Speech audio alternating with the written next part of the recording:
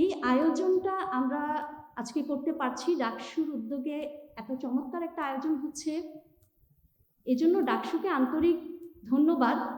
সেই সাথে আমি বিশেষভাবে স্মরণ করব 24 জুলাইয়ে 24 আগস্টের এই বিপ্লবে যারা জীবন দিয়েছেন, যারা আহত হয়েছেন, যারা লড়াই করেছেন এবং আমাদেরকে হিজাব নিয়ে মুক্তভাবে, স্বাধীনভাবে, গর্বের সাথে মাথা উঁচু করে কথা বলার অধিকার দিয়ে গিয়েছেন। একটা সময় ছিল আমাদেরকে শেখানো হতো, আমাদেরকে বলা হতো যারা হিজাব পরে এরা হচ্ছে মানধাত্তা আমলে বসবাস করে, যারা হিজাব পরে এরা ব্যাকডেটেড, এদেরকে দিয়ে দুনিয়ার কোনো উপকার হয় না, এরা দুনিয়াতে সভ্যতায় জ্ঞান বিজ্ঞানে অবদান রাখার যোগ্যতা রাখে না। এমন একটা দৃশ্যপট আমাদের সামনে শত শত বছর ধরে তৈরি করা হয়েছে। এমনকি আমরা যখন বিশ্ববিদ্যালয়গুলোতে পড়তে এসেছি হিজাব পরে, নেকাব পরে, এমন কথাও বলা হয়েছে যে হিজাব পরো, তুমি ভার্সিটিতে কেন এসেছো, তুমি মাদ্রাসায় পড়তে যাও। অথচ এই যে আধুনিক বিশ্ববিদ্যালয় সিস্টেম, এই আধুনিক বিশ্ববিদ্যালয় সিস্টেমের শুরুটা কোথায় ছিল? বিশ্বের বর্তমানে সবচাইতে প্রাচীন যে বিশ্ববিদ্যালয় প্রতিষ্ঠিত আছে এটা মরক্কোর আল কারউইন। এটার প্রতিষ্ঠাতা কে ছিলেন? ফাতিমা আল ফিহিয়া নামক একজন নারী। এবং এটা আলাদা করে বলে দেওয়ার কোনো দরকার মনে হয় নেই যে তিনি একজন হিজাবি নারী ছিলেন।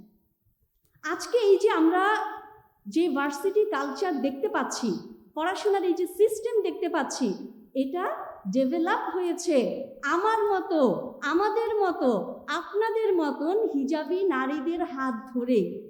অথচ আমাদেরকে বলা হয়েছে, আমাদেরকে শেখানো হয়েছে যে আমরা যুগের সাথে তাল মিলিয়ে চলতে পারি না, আমরা এই যুগে চলার উপযুক্ত না।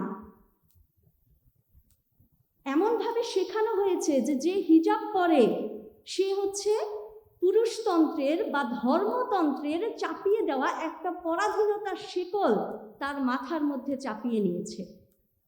এটা একটা লজ্জার বিষয়, এটা একটা পশ্চাৎপদতার বিষয়। এই যে বয়ানগুলো, এগুলো যেসব দেশ থেকে, যেসব মানুষের কাছ থেকে আমাদের দেশে ইম্পোর্ট করা হয়েছিল, সেসব দেশে যখন নারীদেরকে উইচ ডেকে আগুনে পুড়িয়ে মারা হতো, সেই সময় আমাদের মতন হিজাবি নারীদের অবস্থান কি ছিল? আমরা যদি মুসলিম স্বর্ণালী যুগের দিকে তাকাই, মহিলা সাহাবীদের মধ্যে নারী চিকিৎসক ছিলেন, তাদের ভ্রাম্যমান হসপিটাল ছিল, আমরা এরকম অনেক উদাহরণ পাব। এছাড়াও তাদের মধ্যে ওই সময়কার আরবি ভাষায় শ্রেষ্ঠ কবি ছিলেন একজন নারী। ওই সময়ে আইনজ্ঞ ছিলেন নারীদের মধ্য থেকে অনেকেই। হাদিস শাস্ত্রে নারীদের থেকে অবদান রেখে গিয়েছেন অনেকেই। কুরআনের যে কপি, যেটা থেকে পরবর্তীতে আরো কপি করা হয়েছে, সেই কপিও তো একজন নারীর কাছেই সংরক্ষিত ছিল, তাই না? হাফসা রাদিয়াল্লাহু আনহার কাছে। কোন সময়ে? যখন ইউরোপে মেয়েদেরকে ডাইনি ডেকে পুড়িয়ে মারা হয়। আর আজকে তারা এসে আমাদেরকে শেখাতে চায় যে কোনটা সভ্যতা, কোনটা পশ্চাৎপদতা। আমরা এরকম অনেক উদাহরণ দিতে পারবো। হযরত উমর রাদিয়াল্লাহু আনহুর সময়ে মার্কেট অ্যাডমিনিস্ট্রেটরের দায়িত্ব ছিল শিফা বিনতে আব্দুল্লাহ নামক একজন মহিলার উপরে। বলার অপেক্ষা রাখে না, তিনি হিজাবি ছিলেন। এবং আমরা দেখতে পাই যে মানে এখানে উদাহরণ দিতে গেলে আসলে ঘন্টার পর ঘন্টা চলে যাবে, আমার উদাহরণ দেওয়া শেষ হবে না। আমি অল্প কয়েকটা বলি। আয়েশা বিনতে তালহা, যিনি তাবেঈদের যুগে এক্সিস্ট করতেন, তিনি কবিতা সাহিত্য ছাড়াও জ্যোতিষশাস্ত্র, নভমণ্ডলের যে তারকাপুঞ্জি, এগুলোর ব্যাপারে গভীর জ্ঞান রাখতেন। অনেক বিজ্ঞানীরা তাকে কোট করেছেন, তার জ্ঞানের উপর ভিত্তি করে কাজ করেছেন।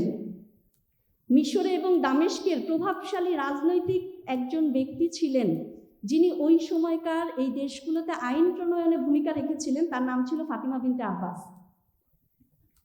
আরবি ব্যাকরণ শাস্ত্র যদি দেখা হয়, প্রচুর নারীর উদাহরণ পাওয়া যায় যারা ব্যাকরণ শাস্ত্রের পণ্ডিত ছিলেন।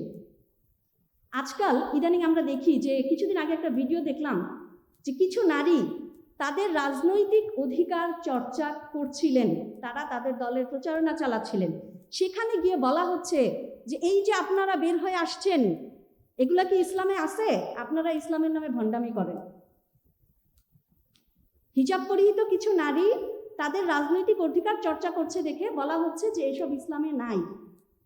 অথচ আমরা যদি দেখি যে আমরা আসমা বিনতে আবু বকর রাদিয়াল্লাহু আনহার নাম সবাই জানি, সিদ্দিকা আকবর আবু বকর রাদিয়াল্লাহু আনহুর কন্যা। যখন হাজ্জাজ বিন ইউসুফের অপশাসন চলে সেই সময় তিনি খুবই ভূমিকা রেখেছিলেন তার ছেলে আব্দুল্লাহ ইবনু জুবাইরের পাশাপাশি। আব্দুল্লাহ ইবনু জুবাইর তখন ময়দানে যুদ্ধ করেছেন, আর তিনি মানুষকে সঠিক কথা বোঝানোর জন্য, অনেক বয়স্ক ছিলেন, চোখ অন্ধ হয়ে গিয়েছিল, তিনি তখনও ভূমিকা রেখেছেন। এবং কারবালার যে ম্যাসাকার, কারবালার ম্যাসাকারের পরে দেখা গেল যে হুসাইন রাদিয়াল্লাহু আনহুর পরিবারের ছেলেদেরকে শহীদ করে ফেলা হয়েছে।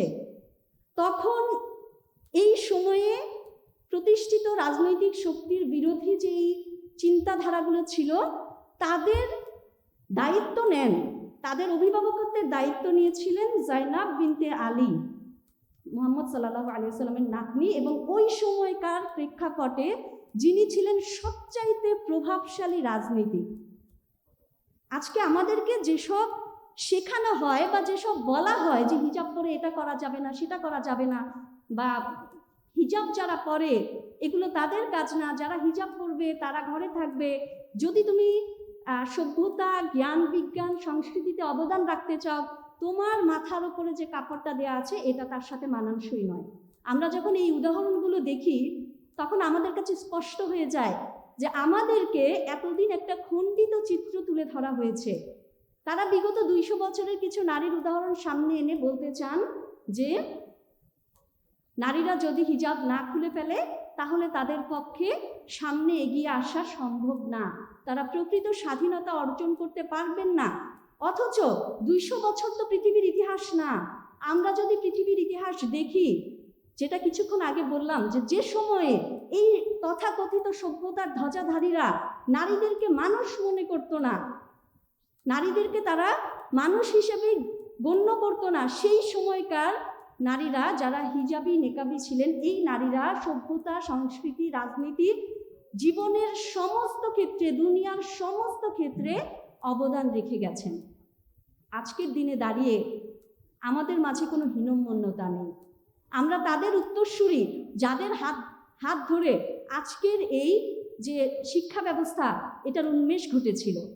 আমরা সেই সব নারীর উত্তরাধিকারী যাদের হাত ধরে জ্ঞান বিজ্ঞানের উন্মেষ ঘটেছিল। আমরা সেই সব নারীর উত্তরাধিকারী যাদের হাত ধরে উমাইয়ারা যখন রাসূল সাল্লাল্লাহু আলাইহি সাল্লামের আনীত বিধানের বাইরে গিয়ে শাসন করতে থাকলো, তখন তাদেরকে সঠিক পথে আনার জন্য যে রাজনৈতিক আন্দোলন হয়েছে সেখানে যারা নেতৃত্ব দিয়েছেন, আমরা সেই সব নারীর উত্তরসূরি। আমাদের জন্য হিজাব আমাদের স্বাধীনতার চিহ্ন, আমাদের গর্বের চিহ্ন। এটাকে নিয়ে আন্ডারএস্টিমেট কেউ করবে, আর করলেই আমরা বিভ্রান্ত হয়ে যাব, সেই দিন ইনশাল্লাহ চলে গিয়েছে। ইনশাল্লাহ বাংলার মাটিতে এরকম দিন আর কখনোই ফিরে আসবে না। আমি সবাইকে আহ্বান জানাবো, নিজের জায়গায় আমরা যেন নিজেরা আত্মসচেতন হই। আমাকে কেউ এসে বলবে যে আমি কেন হিজাব পরি আর অমনি আমি সেটা নিয়ে মুষড়ে পড়বো, মন খারাপ করে ফেলবো, আমরা যেন এতটা দুর্বল না হই। আমরা কাদের উত্তরসূরি, আমরা কিসের ধারক বাহক, সেই ব্যাপারে আমরা নিজেরা ইনশাল্লাহ সচেতন হব এবং গর্বের সাথে ইনশাল্লাহ আমরা আমাদের এই পরিচয়কে ধারণ করব। আল্লাহ সুবহানাহু ওয়া তাআলা 24-এর যে শহীদদের মাধ্যমে আমরা এভাবে মুক্তভাবে কথা বলার অধিকার ফিরে পেয়েছি, তাদেরকে উত্তম প্রতিদান দিন। যারা এখনো অসুস্থ তাদেরকে সুস্থ করে দিন, যারা লড়াই করেছেন তাদের সবাইকে উত্তম প্রতিদান দিন, এবং আমরা যারা এখনো আছি, কথা বলছি, কথা শুনছি, আমরা প্রত্যেকে যেন তাদের যে অসমাপ্ত কাজ, তাদের যে অসমাপ্ত লড়াই, সেটাকে সমাপ্ত করার ভূমিকা রাখতে পারি। আল্লাহ তাআলা আমাদেরকে তৌফিক দিন। সবাইকে আবারও ধন্যবাদ জানাচ্ছি। আমার বক্তব্য আমি শেষ করছি। আসসালামু আলাইকুম। উপস্থিত সম্মানিত অতিথিবৃন্দ এবং আজকের এই মহতী আয়োজন যারা উপভোগ করতে এসেছেন সবাইকে আমার পক্ষ থেকে শুভেচ্ছা এবং সালাম জানাচ্ছি। আসসালামু আলাইকুম ওয়া রাহমাতুল্লাহি ওয়া বারাকাতুহু।